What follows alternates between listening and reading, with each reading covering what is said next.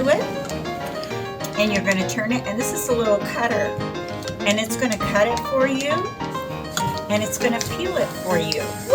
And the peels, I think, are just as good to eat as the apple. I kind of sometimes like to eat the peel. So then when you're all done, you just pull back on it, slide that right off. You got your core out, and you have really thin apple slices.